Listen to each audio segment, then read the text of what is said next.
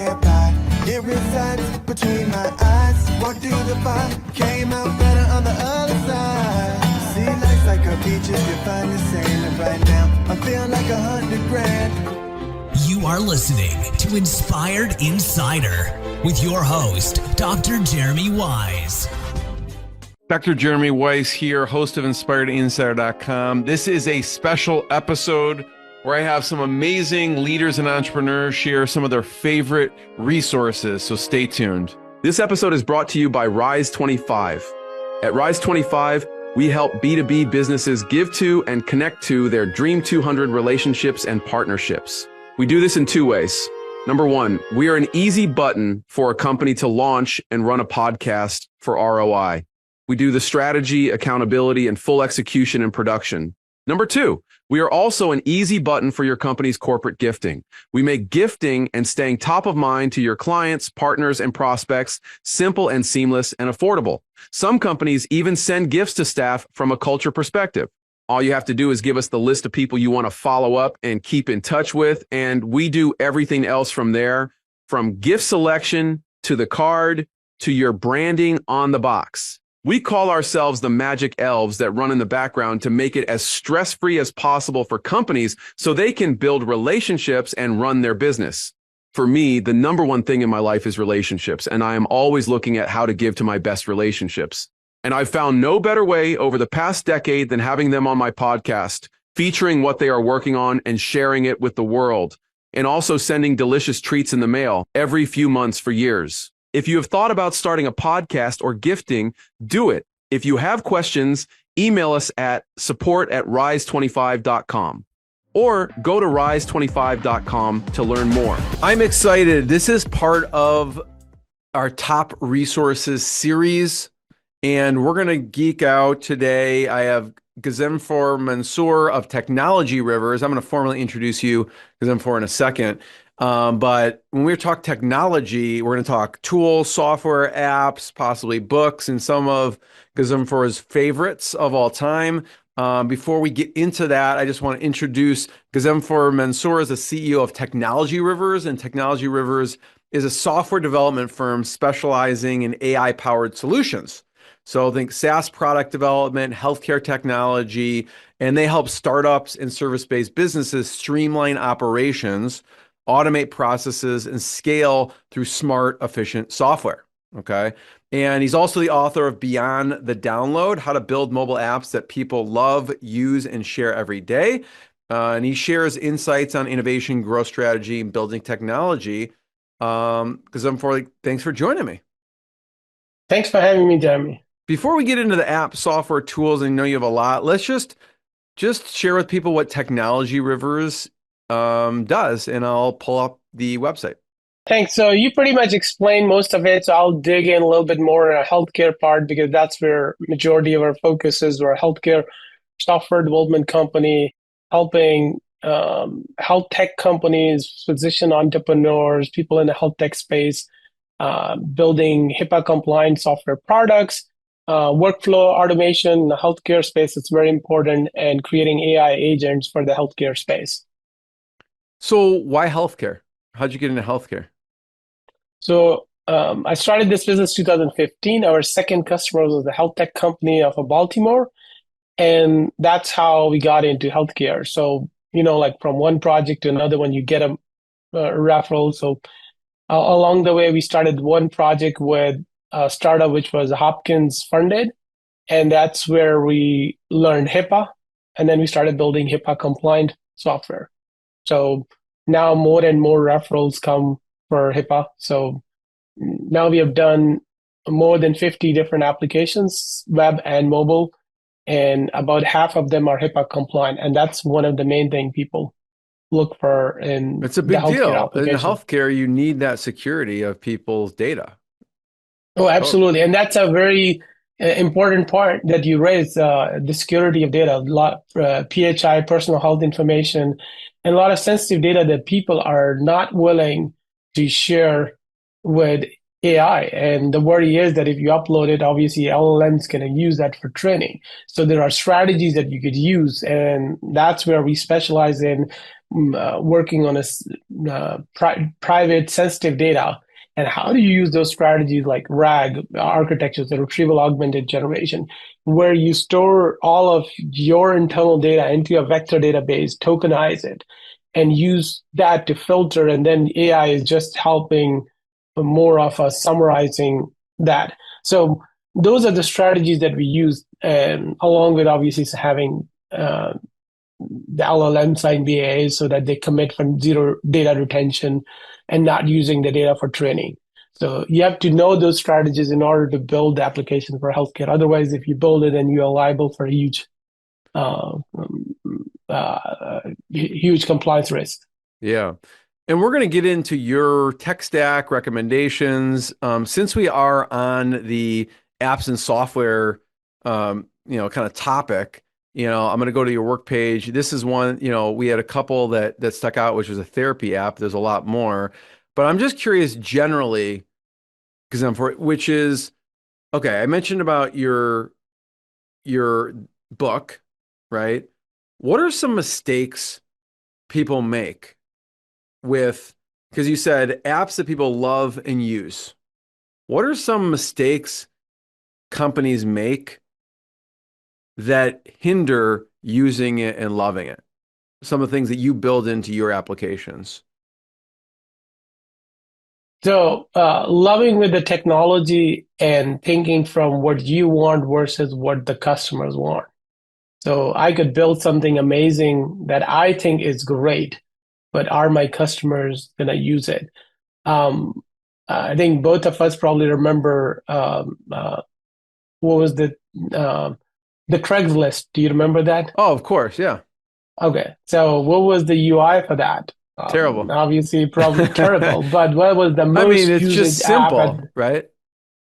But that was the most usable software at that time when it was. Yeah. So many times, it's not about what we want. It's like there were a lot of people who built good-looking tool that didn't solve the problem. So solving what the customer want, building something that the customers want to use. So let's pull it up. Because here's what we it looks all like have, now, right? Yeah. So it's just so super simple. It's still the same, yeah.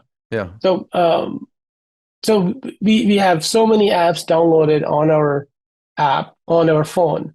How many do we use every day? So there are a few that you keep coming back every single day because those are necessity, your email, your text messaging, your WhatsApp, Facebook, TikTok, all of those. But then there are a few that you may use occasionally for a work reason.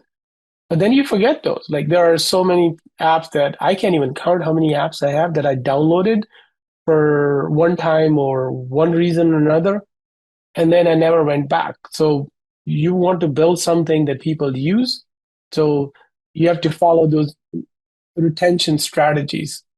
I'm curious, build something that customers will use and like, when you come out with a technology or before, what's your process look like? Are you having actual users test it, before? Are you getting feedback from them? What's the process look like to ensure that it's customer or client friendly?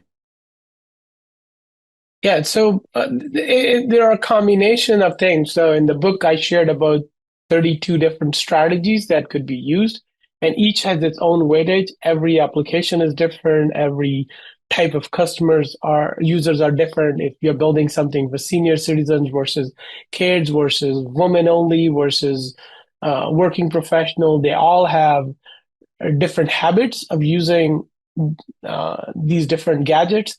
So you have to look at all those considerations. Who are you building for? And that's where that discovery part comes in first. Who are you building for? And what are you building for? Another big mistake people make is building a lot of features. So you make applications so much complicated. Oh, there's another app. You want to do better than that with a lower cost. That's a common theme I hear from that. And those apps rarely get traction because people are not looking for another app with 50 different features. Many times you can pick one feature, one use case that solves the problem, and that's the only one that would get you the traction. You can always add up more later on, but you want to start with one core use case that is a unique need that those customers need. You acquire them based off of that, and then start getting the feedback. So there are ways of getting the feedback before you build the app, and there are ways of getting the feedback once you build the app. Because once you have, then so there are chapters on tracking, like how do you really track and measure, and then based on that, do the learning and improve your app based off of that. So what are ways people should get feedback before? How would they get feedback before?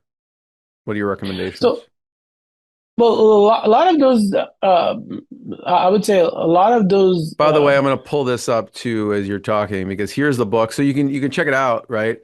Beyond technologyrivers.com, and then here's the URL, but beyond the download here. So yeah, so And it's also on my before. personal website. It's also on my personal website, Ghazenfer.com. Okay, You can also I'll check get it that from out. there. Yeah. Yeah. So Yeah. getting So before. Yeah. yeah, it's just a lot of those strategies were there for some time. It's just, are you building those? Are you implementing some of those? And they were all over. The difference in the mobile versus the web is you could embed a lot of those strategies afterwards. So, let's say this is the website, and today you want to add some feedback widget. You just drop a JavaScript on your website. You don't have to rebuild. In mobile, a lot of time you have to build inside the app so that it's part of the experience. It's not that you're just dropping. It's not another web. You can build those apps as well, but they may not have a better experience. So there are certain things you can do. You can send a push notification later on, but there are certain things you still need to embed inside that. So that's a key differentiator in the mobile apps, that whatever your strategies are, if they are inherent in the app, that'll give you a better experience. Again, and that experience is the one that keeps user on the app. Yeah, this is great. If you're looking at the page, we're here on your website, and we can see, um, we could talk for hours probably on each one of these, right? I mean, if we're looking at retention hacks, partnership power, leveraging influencers, app store optimization. So if you're interested in this stuff, you can go to the website and download the book, right? Is there an audio version? Because I'm for or no? It will be. It will be. Okay, good. Because I listen to Audible, so I want to make sure that there is, so I can actually buy it and listen to it selfishly. This is great. People can check this out. Now talk about some of your tech stack that you use as a company, and maybe some of your favorite apps and software. Yeah, it's a big list of things, and majority of them are used by my team. Obviously, I use my everyday is obviously Zoom, Slack, ChatGPT, Claude. I'm a heavy user of these, so I use a lot more deeper ChatGPT to use the project, the GPTs. So yeah, those are the main one. But then we use Canva in our business. We use Adobe toolset. We have a WordPress for our website. A lot of tools for creating different voice and images. We use Descript.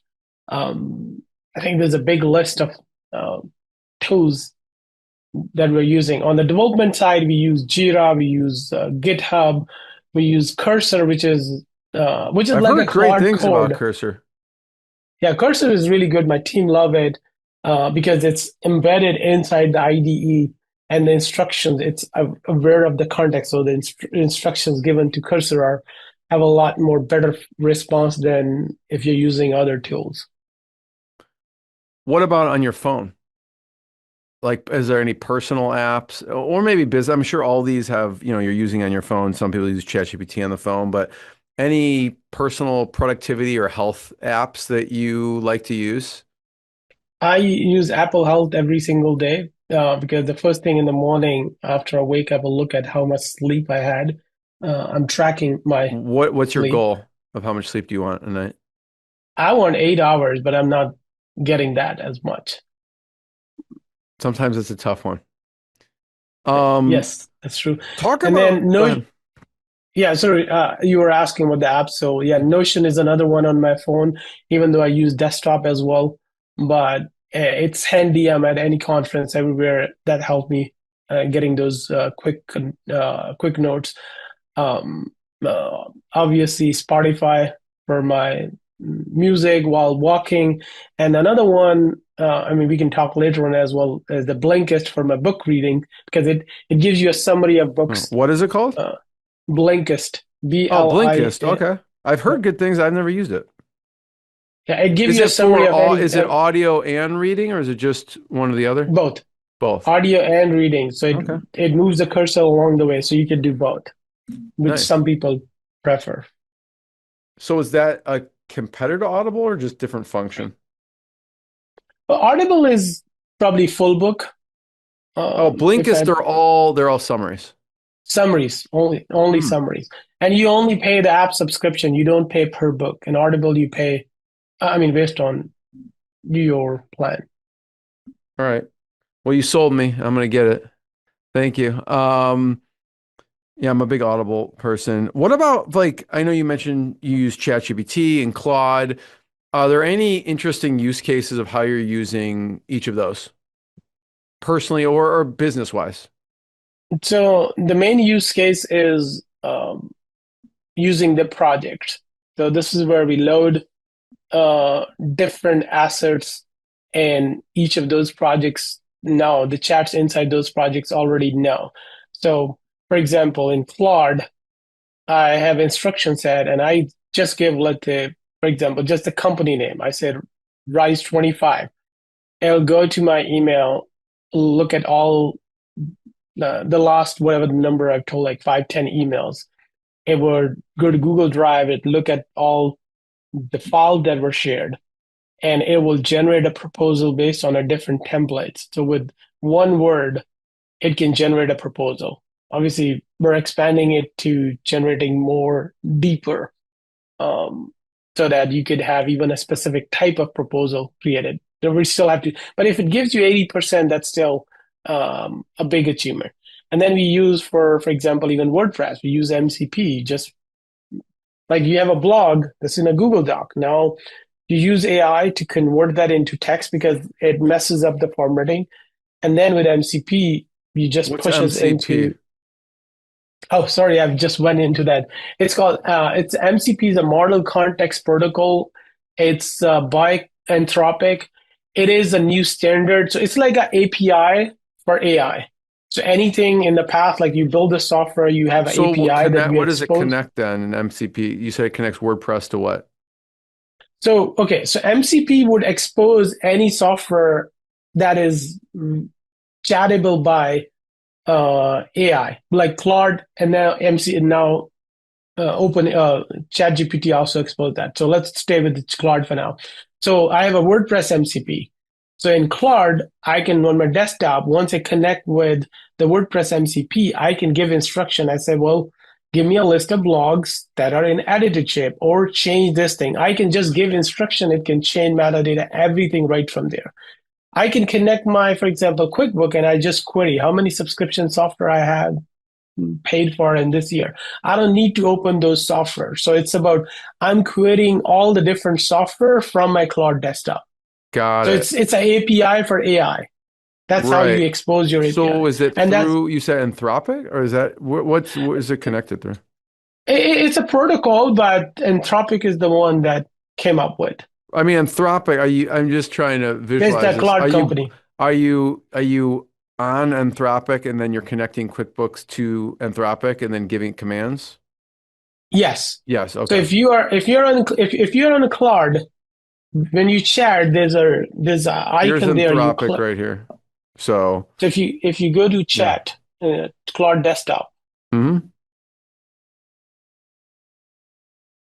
and if you go to click on try Claude, or if Oh, got it. the Yeah, yeah. Yeah, you can just walk me through it. Just so you could go through Claude here through Anthropic. do you have Claude desktop on your I don't computer? think so. That's why I don't want to Okay. take the time. But I get what you're saying. You have to, like, So basically, it's like, or if you go to ChatGPT, I can yeah. show you. Yeah. No, go ahead. You could I just want to get an overall sense so people know, Okay. okay, you go to Anthropic and then you click on whatever you're using, and then you can actually talk through it and connect it and pull in data from wherever you've connected it to. Is that the general sense? Yes. So Yeah. when you, so in Claude desktop where you adding where you say add files, you know how upload in the ChatGPT, just at the same place, it's called it and connectors. And then you can connect with your Google Drive, Notion, email, whichever you want to search to. And then whenever you are searching or you're giving a prompt, the source is not the public web, it's actually your data. So That's cool. you can connect Google Drive and it will give you all the answers from your Google Drive because it's now querying your data. That's cool.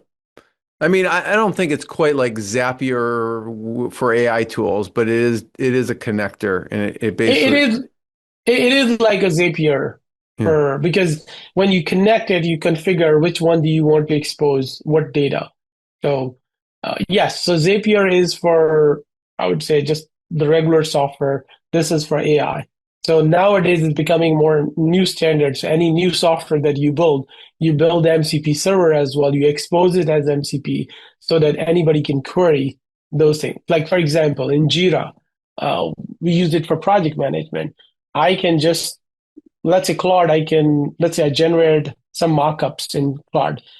I just give a path says push to Jira, like it will add it to my Jira, or it will add to a specific ticket. And I can get a list of tickets and I can update the status of those directly. Just like how you do in a Slack, you have a Slack connector, you could do different instructions. You can do the same thing in Claude, but a lot more broader because now it's giving you more freehand. It's more like you're doing it like a prompt. I see. It makes it easier to brainstorm and then actually execute, because if you're just brainstorming in one, and for people who don't know Jira, I mean, people use Monday, they use ClickUp, they use Asana. There's a million project management softwares out there, but like I could see allows you to brainstorm and then it just can die on the vine there. Okay, this is great, but then pushing it to a project management tool, assigning to someone, and actually getting it done is another story. And that's what you're using it for. Yeah. This is great, guys. We'll see what's normal to you and natural is not normal to me or someone else. So I love digging into this a little bit. I'm realizing that. Yeah. And so talk about books for a second, right? I don't know if there's any other AI tools you want to mention before we get to books. Cause I mean, it seems like obviously you're using Claude and you're using ChatGPT and Anthropic to connect things. Are there any other tools that you're using, and Cursor, obviously, any other AI tools that people should check out? No, I think those are the main one on top of my head. Like we're using so many, it'll just be maybe Exactly. a lot of stuff people may already know. What are some books? It could be through Blinkist or whoever. What some of your favorite books, business books, nonfiction, leadership books?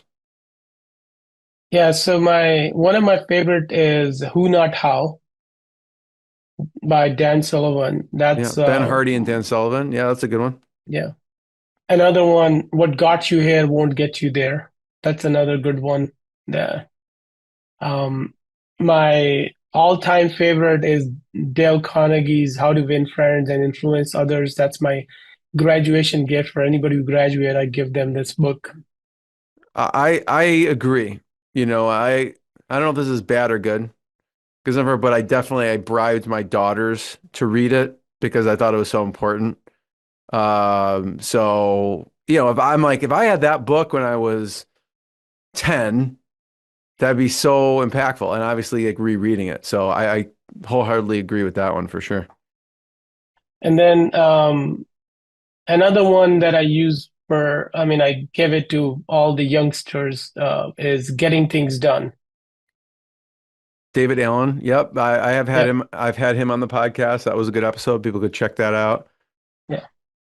Yeah. I have a big list of, go ahead. Keep going. I have a whole library behind me. I have a different background. Maybe rattle some more off. It's always good resources. Because I think one book could change someone's life. Right. And so, I'm a big book reader, and then I actually listen to that. So I follow the tips. So, for example, the books, what's the Great Game of Business and the Stack and the Outcome by Jack Stack.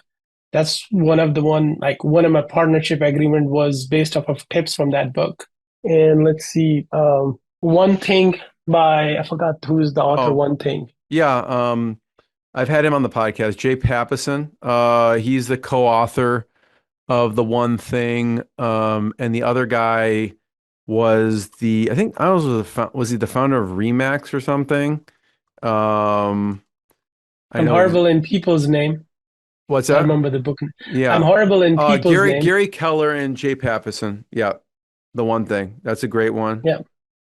Dad helped me uh, focus a lot more because from that point onward, I started thinking about that. Um, oh yeah, my another big favorite is this is a really good business for anybody on the sales and marketing side. They ask, you answer by Hmm. Marcus Sheridan. That's one of the good books as well that gives you good tips on. I recently read books from Alex Hermosi, $100 million offers, $100 million leads, and there's the third one, the $100 million money models. That's Yep. that's the next version. New version came. It's Let's on see my what else. list. I haven't gotten to it yet because I want to I listen read to. that during my. Didn't he have a webinar that was like 6 hours or something? I can't remember. You know what I'm talking about? Alex Hermosi. I did not attend that. Okay. I know they have a workshop that is a Okay. multi-day, Yeah. but It's on my list. uh, People were raving. I think he sold lots of books and things through that webinar, and so I've been meaning to check it out. So I those are read good that during recommendations. Christmas break. Okay, nice. And then another book that I read recently, I think she was one of the speaker at one of the EO events, Brand Chemistry by Laura, forgot her last name. I'll look it up as you're talking about the next one. Yeah. Um, Yeah, that's it. I'll E-Myth check it. Revisited by Michael Berger. That's Yeah, another favorite one. here it is. This is So the one. Is this the one here, this is the one. Ghazenfer? This is the one. Okay, cool. Yeah. Yep. Brand chemistry. All right, I'll check it out. So, last question, because first of all, thank you. Everyone can check out his personal site. You can see it here, ghazenfer.com, Ghazenfer. You can check out technologyrivers.com. Last question is just a mentor of yours or colleague that's given you a good piece of advice that sticks out to you. Oh, it's the hard one. And I think there are so many people in my circle, my EO friends, there are so many mentors. It's gonna be hard to say the name. I think actually Just one of the choose latest one. tip. Yeah. I'm listening to Dan Martell lately, so a lot of his advices are actually his book "Buy Back Your Time" is also one of uh, the favorite ones. Yeah, and he also, I don't know if he still runs it, but SaaS Academy, which is right up your alley with the software and probably people creating software and apps and things like that too. Yeah, I don't know if he still runs that, but Yep. yes, you're right. Yeah. That's great. I mean, yeah, there's so many mentors. I consider it distant mentors, like all the books you mentioned, or personal mentors. And, we're both a member of EO, and that's been a great group just to, get different life lessons and, experience shares through other entrepreneurs. So, because I just want to be the first one to thank you. Thanks for sharing your knowledge and some of these great tools with all of us. And we'll see everyone next time. Thanks so much. Thank you. Thanks for having me. What I got, you can't buy. It resides between my eyes. Walked through the fire, came out better on the other side. See, life's like a beach if you find the sand. And right now, I'm feeling like 100 grand.